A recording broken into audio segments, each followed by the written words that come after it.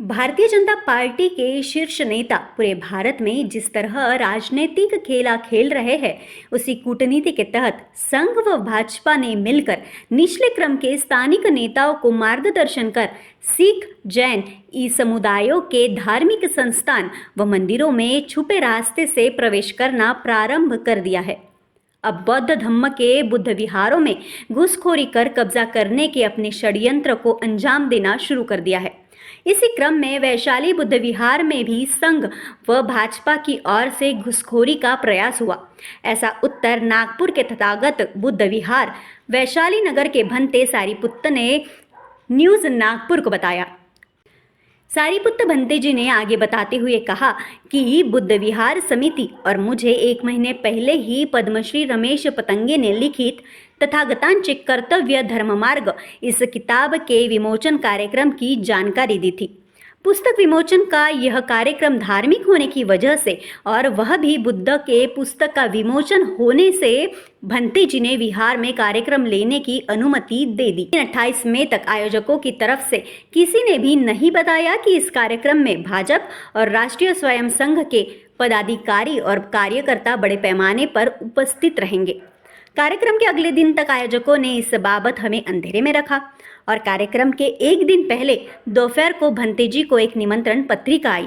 उसमें भाजपा के और राष्ट्रीय स्वयं संघ के पदाधिकारियों के नाम लिखे थे और साथ में ही भंते जी का भी नाम बिना पूछे निमंत्रण पत्रिका में था।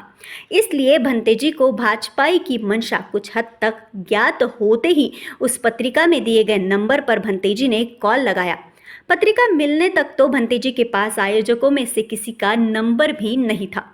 भंते जी ने फोन पर कहा कि यह कार्यक्रम किस हेतु किस उद्देश्य से हो रहा है, मुझे साफ साफ बताए। तभी आयोजक ने कहा, आपके विहार के लिए हम पार्टी की तरफ से फंड भी देंगे और किसी भी तरह की समस्या आपके विहार में होती है तो हमारे पार्टी के शीर्ष नेता निराकरण करेंगे। इस तरह की रिश्वत देने की कोशिश भी की। तब भंते जी को इनकी कूटनीति समझ में आई, ऐसा भंते सारीपुत्त ने बताया। तब तक क्षेत्र के लोगों तक बहती हवा के जैसे बात फैल गई। विहार समिति के पदाधिकारियों को फोन आना शुरू हो गए। दबाव बढ़ने लगा कि यह भाजपा और आरएसएस प्रणीत कार्यक्रम है, इन्हें तुरंत भगाओ, यह कार्यक्रम यहाँ नहीं होना चाहिए। और उसके बाद में हमने कार्यक्रम को लेकर समिति की बैठक बुलाई और विहार समिति की ओर से इस कार्यक्रम को हम अनुमति नहीं देंगे, ऐसा आयोजकों को कहा गया। और इस तरह से बुद्ध विहार के सजग नागरिकों ने बुद्ध विहार में भाजपा एवं आरएसएस की घुसखोरी को रोका। आयोजक इतने पर नहीं रुके, विहारों में कब्जा करना ही था तो उत्तर नागपुर के ही जरीपटका स्थित नजूल लेआउट के हर्षवर्धन बुद्ध विहार में पहचान के स्थानिकों की मदद से बुद्ध विहार समिति एवं भंते नागा प्रकाश को अंधेरे में रख जैसे तैसे कार्यक्रम के लिए मनाया गया।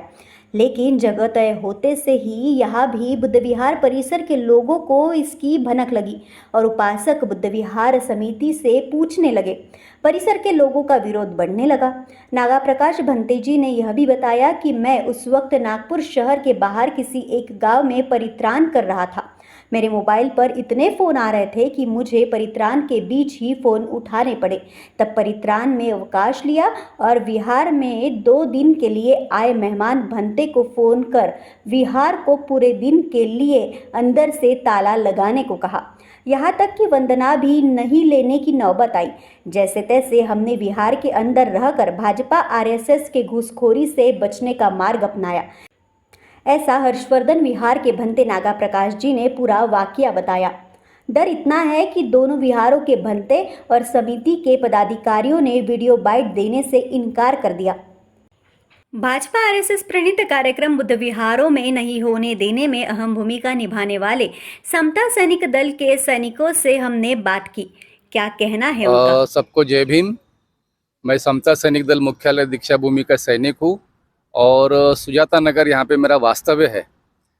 ये जो भाजपा प्रणीत और आरएसएस प्रणीत जो कार्यक्रम वैशाली नगर बुद्ध विहार में होने जा रहा था, मुझे सवेरे ही पता चला। उसकी निमंत्रण पत्रिका मुझे किसी ने व्हाट्सएप पर की। उसी समय हमने उसका विरोध किया और जितने हमारे जो उस शाखा के जो सैनिक है उनको वहाँ पर मुआयना करने के लिए सबसे पहले भेजा गया। उन्होंने सारा मुआयना करने के बाद में जब उन जिनका कार्यक्रम था ये आरएसएस और बीजेपी के माध्यम से जो लगने वाला हमारे बुद्ध विहार में, तो उनको पता चला। फिर वहाँ पर उन्होंने जो कार्यक्रम है वो वहाँ से कैंसिल करके जरीपटका में यहाँ पर किसी बुद्ध विहार में करने का उन्होंने मानस बनाया। तो तुरंत में हमने बुद्ध विहार जहाँ जरीपटका बुद्ध विहार में होने जा रहा था, वहाँ के भंते जी जो है उनसे हमने संपर्क किया। चूँकि भंते जी जो है वो धम्म प्रचारक है, समता सैनिक दल को मानने वाले हैं, बाबा साहब के तत्वों पे चलने वाले वो भंते जी है, इसीलिए हमने तुरंत उनको संपर्क किया और आश्चर्य भी जताया कि भंते जी इस तरीके का जो कार्यक्रम है ये वैशाली नगर बुद्ध विहार में तथागत बुद्ध विहार में लगने वाला था, लेकिन यहाँ से हमने उसको वो कार्यक्रम होने नहीं दिया, उसका विरोध किया। वो आपके बिहार में ये किस तरीके से होने जा रहा है?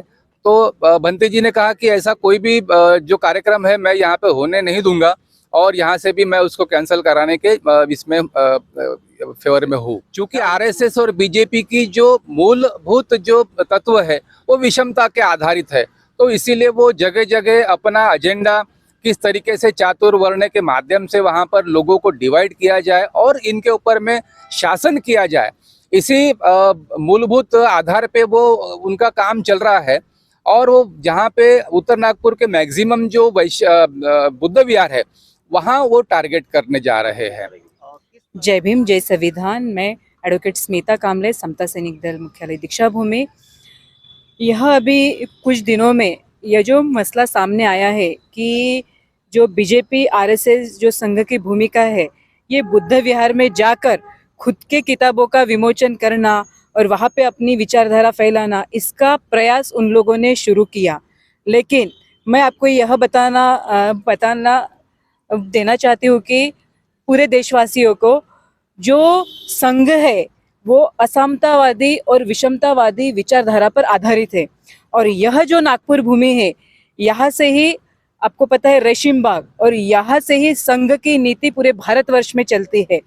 और यही नागपुर के क्रांति भूमि को ही टारगेट करके यही अंबेडकरी जनता के बीच जाकर, उनके विहार में जाकर संघ की विचारधारा फैलाने का उनका प्रयास था, जो कि अंबेडकरी जनता ने इसका पुरजोर विरोध किया और उनको विहार तक आने नहीं दिया। जैसे कि आपको हाल ही की घटना पता होगी, पद्मश्री विजय पतंगे, इनके ही खुद के किताबों के विमोचन के लिए वो विहार ढूंढ रहे थे, लेकिन जैसे ही विहार कमेटी और वहाँ के परिसर के लोगों को पता चला कि यहाँ पे जो लोग हैं वो बीजेपी के लोग आने वाले हैं, संघ के लोग घुसपैठ करने वाले हैं, तभी इसका पूरे जोर के साथ विरोध हुआ। यह जो षड्यंत्र है, यह अंबेडकरी जनता ने समय पे ही पहचाना और इसका पुरजोर विरोध किया। जो समता सैनिक दल की भूमिका है, अगर संघ ऐसा करेगा तो समता सैनिक दल उसका सबसे पहले विरोध करेगा और यह जो संघी कार्रवाई है इसको कतई अंबेडकरी विचारधारा में एंट्री नहीं मिलेगी और समता सैनिक दल इसके लिए हमेशा से ही तत्पर रहेगा। भाजपा आरएसएस प्रणीत कार्यक्रम का बुद्ध विहारों में पुरजोर विरोध होने के बाद बुद्ध विहारों में जगह नहीं मिलने से ऐन वक्त किताब प्रकाशन का कार्यक्रम महात्मा गांधी स्कूल जरीपटका की इमारत के बरामदे में 40-50 कार्यकर्ताओं के बीच निमंत्रण पत्रिका में छपे भाजपा के छूट-मूट पदाधिकारी व कथित आयोजक समूह की उपस्थिति और धर्मपाल मेश्राम इनकी अध्यक्षता में पद्मश्री रमेश पतंगे को अपनी पुस्तक का जैसे तैसे विमोचन करना पड़ा। कौन है यह पद्मश्री रमेश पतंगे, जिन्हें स्वयं लिखित अपनी किताब के लिए विमोचन हेतु नागपुर में दर दर भटकना पड़ा? पद्मश्री रमेश पतंगे राष्ट्रीय स्वयंसेवक संघ के उंगली पर गिनने योग्य सामाजिक और धार्मिक विचारधाराओं की शीर्ष थिंक टैंक की भूमिका निभाने वालों में से एक है। इतना नहीं, वे महाराष्ट्र में प्रकाशित होने वाले साप्ताहिक विवेक के मुख्य संपादक भी हैं। पद्मश्री रमेश पतंगे ने संघ के विचारधारा पर अनेकों किताबें भी लिखी है। राष्ट्रीय स्वयंसेवक संघ के थिंक टैंक पद्मश्री रमेश पतंगे को आरएसएस की जन्मस्थली नागपुर में स्वयं लिखित किताब का प्रकाशन करने के लिए दर दर भटकना पड़ा। आरएसएस के विचार अपनाने वालों के लिए बेहद दुख की बात है। नागपुर से सुदर्शन बागड़े, न्यूज़ नागपुर।